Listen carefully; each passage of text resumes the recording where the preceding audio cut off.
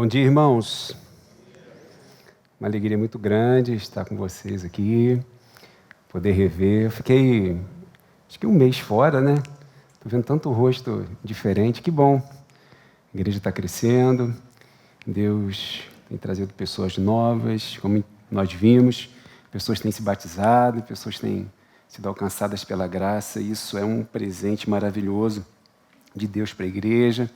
E hoje é um dia muito especial. Como o Sávio disse, a gente está começando uma nova série e vai levar o nome que vocês já estão vendo aí. Ele será chamado, fazendo menção a um texto bem conhecido de todos nós, que é o texto de Isaías 9:6, que eu queria ler com os irmãos para lembrar desse texto que é bem conhecido, vai ser projetado, que diz: porque um menino nos nasceu, um filho nos foi dado, e o governo está sobre os seus ombros. E ele será chamado Maravilhoso Conselheiro, Deus Poderoso, Pai Eterno, Príncipe da Paz. Então, durante esse mês, nós vamos refletir sobre cada uma dessas características de Cristo e como isso impacta a nossa vida. Esse texto vai servir apenas para nos nortear, para sinalizar essas características de Cristo. Em cada uma dessas semanas do mês de dezembro, a gente vai falar sobre uma dessas características. E a primeira, como nós vimos no texto de Isaías 9, que nós vamos conversar um pouco hoje, é que Jesus Cristo, esse Messias profetizado, esse Messias prometido, ele é maravilhoso conselheiro. Pode ser que nas Bíblias mais antigas, nas versões mais antigas, exista aí uma vírgula entre maravilhoso conselheiro, mas nas edições mais novas traz essa palavra sem separação, maravilhoso conselheiro. Isso nos aponta, meus irmãos, que o rei vindouro, anunciado pelo profeta, ele tinha uma sabedoria divina. Conceitualmente falando, maravilhoso é alguém extraordinário, tão extraordinário que é difícil até de se compreender pelo tamanho da sua grandeza. E ele também é conselheiro, ele é sábio, uma fonte de conselhos maravilhosos e divinamente inspirados para o seu povo. Isso faz toda a diferença para mim e para você. E a gente vai ver isso durante tudo aquilo que vai ser exposto no texto, nós vamos ler daqui a pouco. Mas falando de conselheiro, tem um ditado popular que diz o seguinte: se conselho fosse bom, não se dava, né? Se vendia. Você conhece esse ditado? E tem uma história bem interessante. É uma mulher, né, que, de tanto ouvir conselhos sobre a criação do seu filho, ela colocou uma faixa no prédio dela dizendo o seguinte: a cada 5 pacotes de fraldas G e XG, ganhe o direito de dar um conselho para o meu filho. Não tem aqueles contratos que tem aquelas observações assim, pequenininhas, assim que tem que botar uma lupa para ver? Ela botou observação lá. Mas só que era o contrário, essa observação tinha uma letra enorme e dizia o seguinte: se o pacote for jumbo, são 2 conselhos que você tem direito a dar. Fica a dica aí, meu bem, para o nosso terceiro filho, né? De repente a gente se assustou, meu irmão, se assustou. Mas fica a dica aí, não sei se acontece com vocês, não sei, Isabela, Igor Guitério, né? A Jéssica, a turma que está aí, Tiagão está lá atrás, né? Não sei se acontece com vocês assim, né? Uma avó dá um conselho, a outra dá o outro completamente diferente. Um tio dá um conselho, o outro dá outro completamente diferente. Então, essa mulher teve essa ideia, né? Então, quer dar um conselho para o meu filho? Então, 5 pacotes de fralda, né? Se for jumbo, 2 conselhos. Foi realizada também uma pesquisa nos Estados Unidos sobre carreira, onde 2/3 dos conselhos dados eram ruins.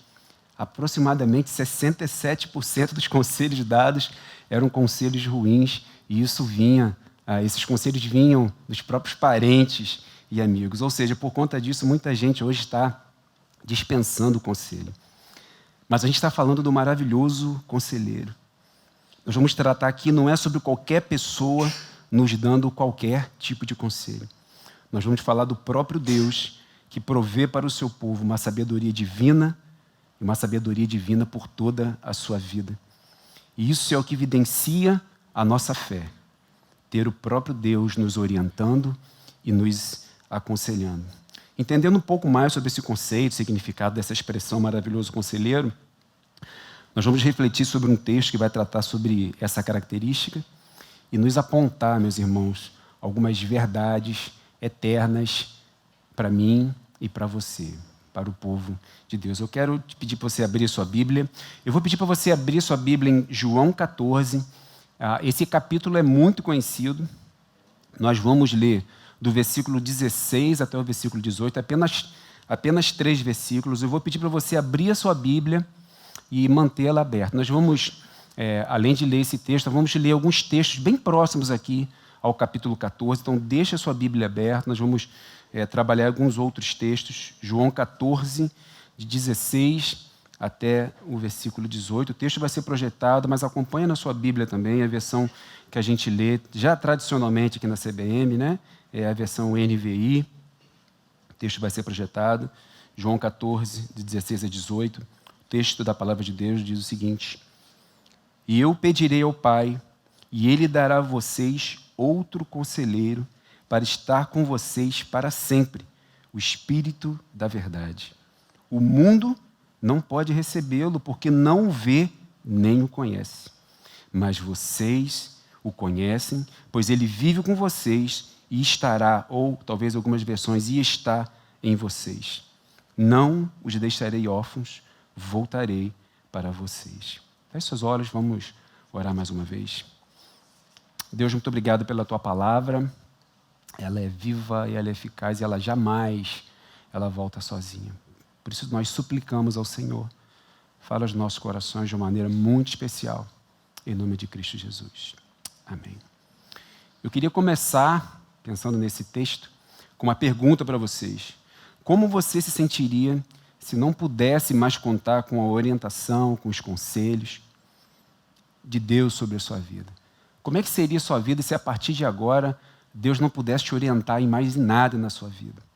Eu queria te projetar para o texto, falando sobre o contexto do que estava acontecendo ali no capítulo 14, de um modo geral, porque é possível, meus irmãos, que o sentimento dos discípulos ali, nesse momento, dessa conversa que Jesus está tendo com os discípulos, o texto vai tratar sobre isso, seja um sentimento de tristeza por parte dos discípulos. Na cabeça dos discípulos, Jesus está com um discurso de despedida. E se a gente voltar um capítulo, no capítulo 13, a gente vai ver que ele já falou isso antes. Está com sua Bíblia aberta? Capítulo 14, não vai ser projetado, eu queria que você acompanhasse os 3 primeiros versículos. João 14, 1, 2 e 3. Você vai perceber que esse capítulo é muito conhecido. Não se perturbe o coração de vocês. Creiam em Deus, creiam também em mim. Na casa de meu Pai há muitos aposentos. Se não fosse assim, eu teria dito a vocês: vou preparar lugar para vocês. E quando eu for e preparar lugar, voltarei e os levarei para mim, para que vocês estejam onde eu estiver. Minha Bíblia está desbotada aqui, né? Está desbotada. Vocês percebem aqui no capítulo 14 que Jesus está com um discurso de despedida, e ele já começa dizendo, como ele disse no capítulo anterior, falando sobre a sua iminente ida para o Pai, ele vai dizer assim: olha, não se perturbe o coração de vocês. Ele vai dizer isso no versículo 1. Não fiquem com o coração de vocês perturbado. Jesus vai dizer no versículo 2 que ele iria preparar um lugar para os discípulos e, consequentemente, para o seu povo. Versículo 3, e quando eu for preparar lugar, voltarei e os levarei para mim. Então, para os discípulos, parecia uma despedida. Olha, eu estou indo para o Pai, eu preciso ir para o Pai. Talvez ele estivesse pensando: e agora? O que será de nós? Quem vai nos orientar? Quem vai nos guiar? Quem vai nos aconselhar? Como nós vimos em Isaías 9, existia uma promessa que o Messias prometido seria o nosso maravilhoso conselheiro. Essa promessa se cumpre e eles estão exatamente diante dessa promessa, mas agora o próprio Cristo está dizendo que vai para o Pai, que vai deixá-los. Como o seu povo poderia ficar sem a sua presença maravilhosa e os seus conselhos divinos? Por isso eu perguntei, como é que seria a nossa vida se nós não pudéssemos contar daqui para frente com os conselhos e a orientação de Deus sobre as nossas vidas? Dá para entender um pouco, meus irmãos, a preocupação dos discípulos ali.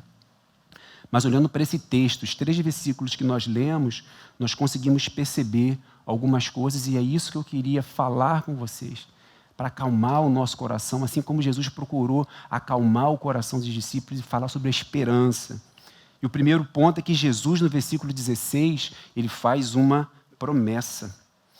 Veja bem, meus irmãos, o texto vai dizer que Jesus, o Deus Filho, a segunda pessoa da Trindade, vai pedir ao Pai, a primeira pessoa da Trindade, para dar aos discípulos, ou deixar com os discípulos, outro conselheiro, que é Deus Espírito Santo, a terceira pessoa da Trindade, para estar com eles para sempre. Você está com sua Bíblia aberta? Observa como é que no versículo 16 está escrita a palavra conselheiro, com letra maiúscula. Jesus está se referindo ao próprio Deus, que deixaria com eles um outro conselheiro. E aqui, meus irmãos, vale ressaltar que na relação da Trindade, Trindade é uma palavra que não está na Bíblia escrita exatamente dessa maneira, mas a sua concepção ela está em toda a Bíblia. Na relação da Trindade não existe, meus irmãos, uma hierarquia onde o primeiro é mais importante que o segundo e o segundo é mais importante que o terceiro. Mas é o mesmo Deus poderoso exercendo papéis distintos na relação da Trindade. Já que eu abri um parênteses aqui, deixo eu estender um pouquinho esse parênteses para dizer que é a mesma relação entre marido e mulher. Um não é mais importante que o outro. São as mesmas pessoas com os mesmos valores para Deus, exercendo papéis distintos na família. E na relação de Deus Pai, Deus Filho, Deus Espírito Santo é exatamente assim. Uma outra coisa importante, meus irmãos, ainda no versículo 18, nós precisamos perceber, é que a palavra outro, quando ele diz outro conselheiro, do original grego allos, significa um consolador separado e distinto de Jesus, mas da mesma espécie, mesma natureza e a mesma essência. Isto quer dizer que Jesus, juntamente com o Pai, enviaram o Espírito Santo, que era da mesma espécie, da mesma essência dos dois, ou seja, o próprio Deus. Meus irmãos, e essa é uma verdade, essa é uma realidade maravilhosa. Às vezes nós lemos o texto e não percebemos a grandeza daquilo que nós estamos lendo aqui agora, a partir dessa afirmação, dessa garantia de Cristo. Se no passado a presença de Deus ela era caracterizada pela Arca da Aliança, se no presente para os discípulos a presença de Deus era através do próprio Cristo que andava com eles, o que Jesus está dizendo para os seus discípulos agora é que a partir de agora, o próprio Deus ele vai estar dentro de cada um de vocês para sempre. Meus irmãos, isso é maravilhoso. E ele chama esse Espírito Santo, no início do capítulo 17, de Espírito da Verdade. Vamos lembrar que existia uma promessa que o Messias viria, ele seria nosso maravilhoso conselheiro. E na cabeça dos discípulos parece que esse ciclo vai se interromper agora, mas Jesus quer garantir para eles que esse ciclo não vai se interromper. Que ele iria para o Pai, mas deixaria o Espírito Santo, o outro Consolador, o próprio Deus, só que agora habitando dentro de cada um de nós. Isso traz consequências para nossas vidas maravilhosas. E a gente vai perceber que nós não perdemos o maravilhoso conselheiro. O Espírito usa a palavra para orientar os santos. E a palavra de Deus é a verdade, conforme nos diz João 17:17, está bem pertinho do capítulo 14, capítulo 17, o texto vai ser projetado, quando diz que o Espírito usa a palavra, o Espírito da verdade. João 17:17 diz o seguinte: santifica-nos na verdade, a tua palavra é a verdade. Por isso, meus irmãos, o Espírito Santo aqui é chamado por Cristo de Espírito da verdade. Um outro texto bem pertinho também, está em João 16. A gente pode observar que até os termos que Jesus vai dizer agora aqui no capítulo 16 é muito parecido com o contexto do capítulo 14. João 16, 7 e 8 vai dizer o seguinte: mas eu lhes afirmo que é para o bem de vocês que eu vou. Se eu não for, o conselheiro, mais uma vez, conselheiro com letra maiúscula, está se referindo ao Espírito Santo. Se eu não for, o conselheiro não virá para vocês, mas se eu for, eu o enviarei. Quando ele vier, convencerá o mundo do pecado, da justiça e do juízo. Meus irmãos, é Ele, é o próprio Espírito Santo, o próprio Deus quem realiza a sua obra no coração do crente e continua chamando pecadores ao arrependimento.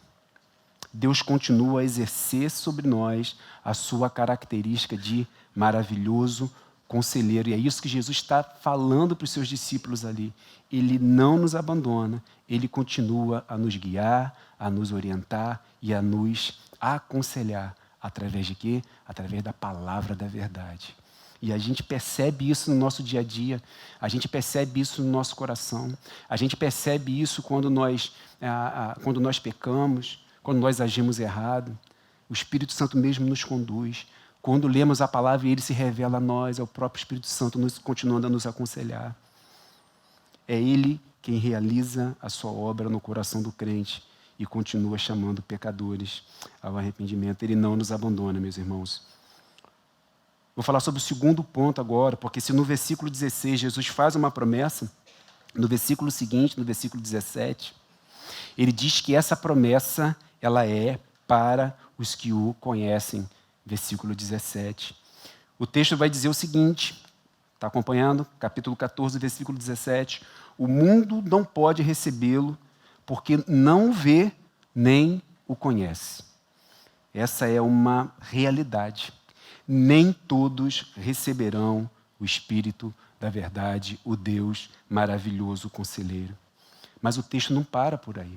O texto continua dizendo, mas vocês, ele está se referindo aos discípulos, e essa palavra se estende a mim e a você, mas vocês o conhecem, pois ele vive com vocês e estará com vocês.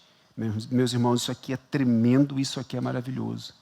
Jesus está afirmando, mas vocês o conhecem. E como eu posso ter certeza de que eu conheço a Deus? Quando eu confesso de todo o meu coração que Jesus Cristo é o Senhor. Quando reconheço de maneira honesta que sou um pecador e que sou carente dessa graça. Quando tenho um desejo de o conhecer melhor através da sua palavra, através da Bíblia e através de uma vida de oração. Quando percebo que ele se revela a mim através da sua palavra. Às vezes tem pessoas que leem a Bíblia, meus irmãos, leem a Bíblia e falam assim, nossa, não consegui entender nada. E quando você lê, você percebe que o Espírito Santo está falando com você. Ele se revela a você. Você compreende a sua palavra. Isso é prova da atuação do maravilhoso conselheiro, dando conselhos para você, te orientando, se revelando a você através da sua palavra. Como é que eu tenho certeza de que eu o conheço? Quando as minhas atitudes procuram refletir de maneira honesta e não fingida o caráter de Cristo. Quando a minha prioridade é ter uma vida que glorifica a Deus acima de todas as coisas. Precisamos glorificar a Deus acima de todas as coisas. Portanto, quer comais, quer bebais ou façais qualquer coisa, fazer tudo para a glória de Deus. Quando a minha vida reflete isso. Quando estou convicto de que o que me define é o fato de eu ter sido adotado por Deus e isso ter me tornado seu filho. E isso é fundamental para mim e para você. Nós somos filhos de Deus. Meus irmãos, eu não posso achar que ser uma pessoa boa, não fazer mal a ninguém, ir à igreja regularmente, contribuir financeiramente com a igreja, participar de suas atividades, eu não posso achar que isso é o suficiente para dizer que eu o conheço. Isso é justiça própria, meus irmãos. Sou eu fazendo coisas para fazer com que Deus me ame mais. E assim, de certo modo, tentar contribuir para a minha salvação. Mas tem uma frase que eu gosto muito, que diz o seguinte, não é o que eu faço de bom ou ruim que vai fazer com que Deus me ame mais ou menos.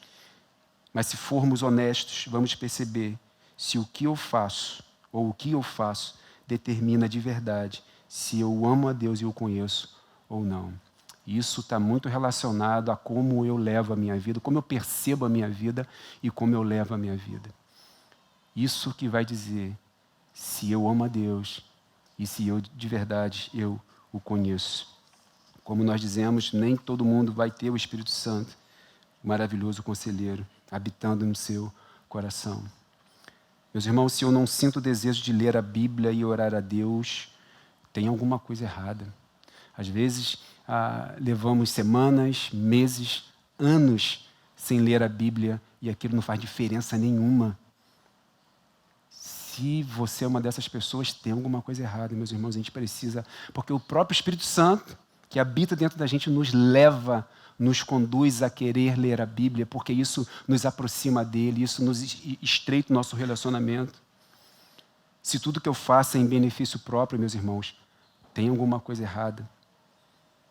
Se eu não faço nada enquanto pessoas estão indo para o inferno, meus irmãos, tem alguma coisa errada.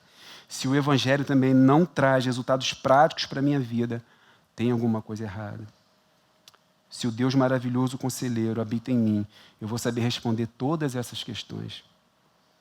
Caminhando um pouco mais, meus irmãos, se no versículo 16 Jesus faz uma promessa que enviaria outro Consolador, e no versículo seguinte, versículo 17, ele diz que ele habitaria em quem o conhece. No versículo 18, ele vai garantir que jamais seremos abandonados. Ele vai dizer isso no versículo 18, na parte A. Jesus aqui, meus irmãos, ele está tratando de garantir que os discípulos não ficariam órfãos, ou numa versão uma tradução um pouco melhor, eles não seriam abandonados. Vamos lembrar do sentimento que eles estavam. Achando que seriam abandonados por Cristo, que não teriam mais a presença do maravilhoso Deus, do maravilhoso Conselheiro. Isso, meus irmãos, se aplica a nós também. O seu povo que o conhece. Jesus ele vai tratar de garantir a presença para sempre. Por isso que é importante, meus irmãos. Ele vai tratar de garantir para sempre a presença do maravilhoso Conselheiro.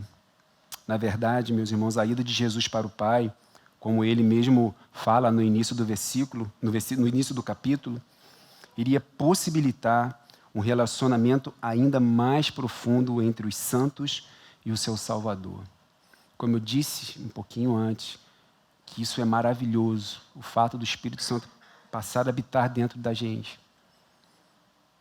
O que Jesus está dizendo aqui também é que isso iria possibilitar um relacionamento ainda mais profundo entre nós e o nosso Criador, entre os santos e o seu Salvador. Eu digo santo aqui, meus irmãos, não porque nós não somos perfeitos, mas é que por causa de Jesus, pelo que Jesus fez, quando Jesus olha para mim e para você, ele nos enxerga como santos.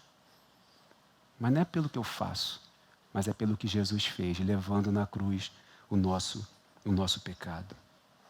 E olha que interessante, esse relacionamento mais profundo, olha o que esse relacionamento mais profundo envolve.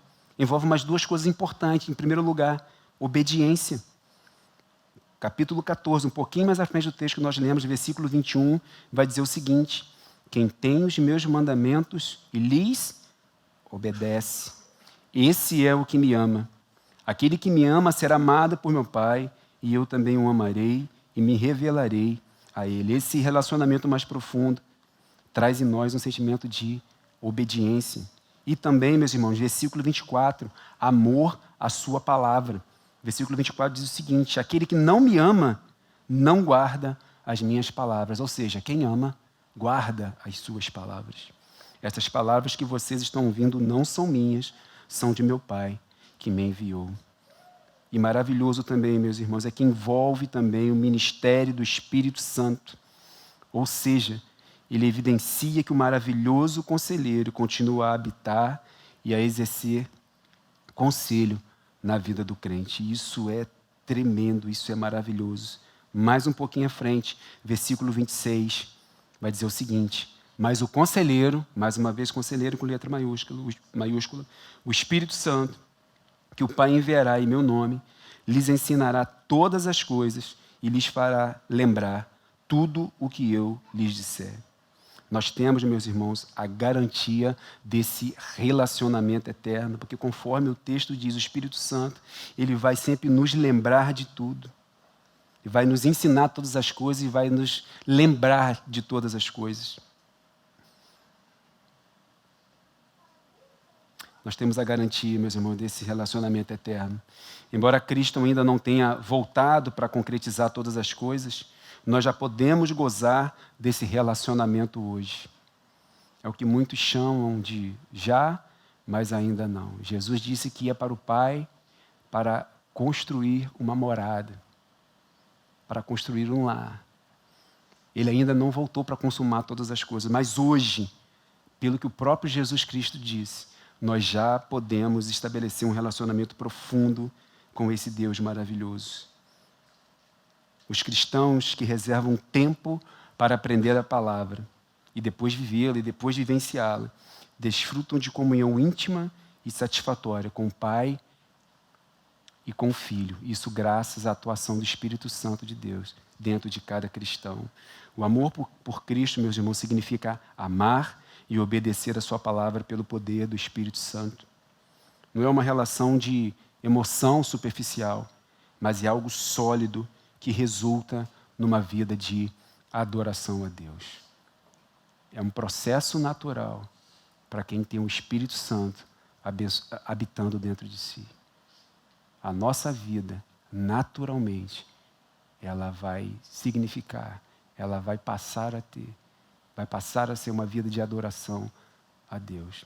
É lógico que nós não somos perfeitos, mas o próprio Espírito Santo, ele vai nos falando, ele vai nos convencendo, ele vai mostrando, ele vai apontando. Afinal de contas, o maravilhoso conselheiro não deixou de agir. Jesus foi para o Pai, mas deixou um outro conselheiro, o próprio Deus habitando dentro de mim e dentro de você, dentro de todas as pessoas que de fato o conhecem. Eu não sei o que passa na sua cabeça diante de todas essas verdades bíblicas. O texto ele vai dizer que o conselheiro vai nos ensinar todas as coisas e nos fará lembrar de tudo. Isso me fez lembrar de um lendário poeta da nossa geração chamado Exaltino Leal. Teve um sermão dele aqui, eu sempre falo isso, né? Que ele falou um negócio que eu não esqueci jamais. Ele disse uma frase bem simplesinha. Quem é, é. E o próprio Espírito Santo, ele nos fala, ele nos mostra, ele nos sinaliza. Meus irmãos, qual é a minha atitude diante disso tudo? Como eu levo a minha vida a partir de todas essas verdades? Eu ter a certeza de que o Espírito Santo habita dentro de mim. E perceber que ele fala ao meu coração. Perceber que quando eu leio sua palavra, ele se revela a mim. Como é que eu levo minha vida a partir disso? Meus irmãos, tudo que nós precisamos, nós já temos. E o que fizemos para merecer tão grande amor? Um Deus que se preocupa com cada um de nós, que se entregou por cada um de nós. Tudo que nós precisamos, nós já temos. E o que eu fiz para merecer esse grande amor? Nada. Não há nada que a gente possa fazer que vai nos fazer merecedores desse amor. Sabe por quê? Porque todos pecaram e destituídos e separados estão da glória de Deus. Mas Deus olhou para mim e para você, simplesmente nos amou. É pura graça, meus irmãos. Nós estávamos separados desse Deus por conta do pecado que atingiu a todas as pessoas. Então nós somos nivelados por baixo. Todos nós éramos pecadores. Jesus Cristo, nosso maravilhoso conselheiro, veio em nossa direção e pagou o preço que eu e você, que nós éramos incapazes de pagar, e isso é graça. Eu quero já chamar o pessoal da banda à frente. Hoje eu acho que o almoço vai ser mais cedo, não é isso? E eu já quero partir para a conclusão já, meus irmãos. Eu quero concluir ainda dentro do versículo 18, quando ele, no finalzinho do versículo 18, ele diz o seguinte: voltarei para vocês. Existe aqui não é uma discussão, né, mas alguns pensamentos do que Jesus quis dizer quando ele disse voltarei para vocês. Existem pelo menos 3 pensamentos distintos aqui. Eu não acho que sejam distintos, né? Mas o primeiro é que, quando ele diz voltarei para vocês, ele poderia estar apontando que após a sua ressurreição, ele estaria com os discípulos durante um tempo ainda.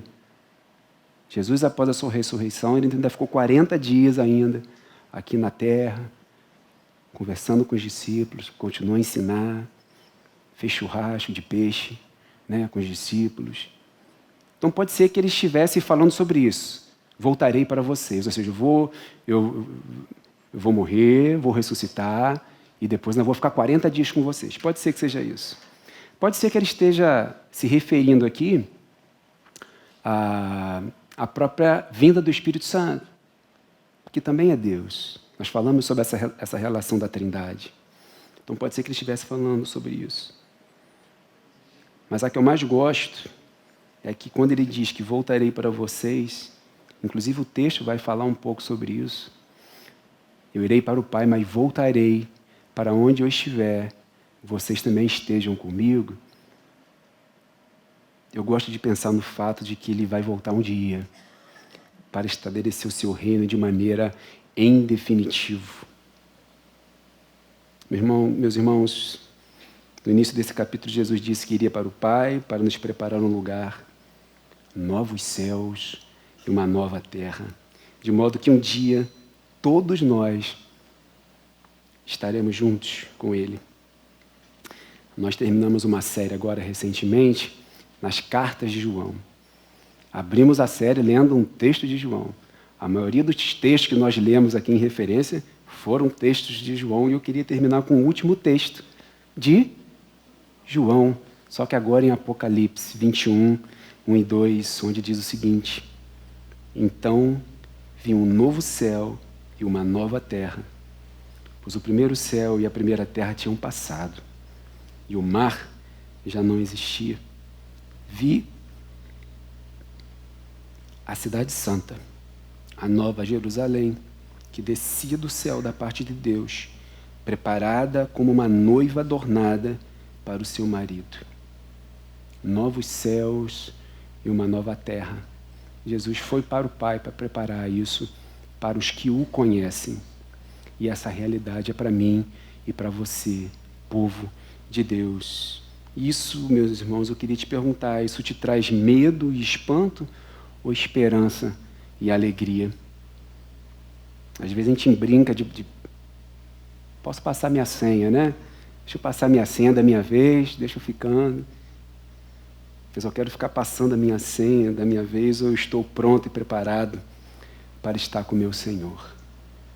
A Bíblia, meus irmãos, ela não mente. Nós jamais fomos abandonados pelo Deus maravilhoso conselheiro. Desde o início, desde a queda, Jesus providenciou tudo para que nós jamais fôssemos abandonados. Jesus Cristo foi para o Pai, deixou outro conselheiro, mas está preparando um lugar para estarmos todos juntos em breve. Novos céus e uma nova terra. Que essa verdade nos encha de esperança e alegria, e que Deus a todos abençoe.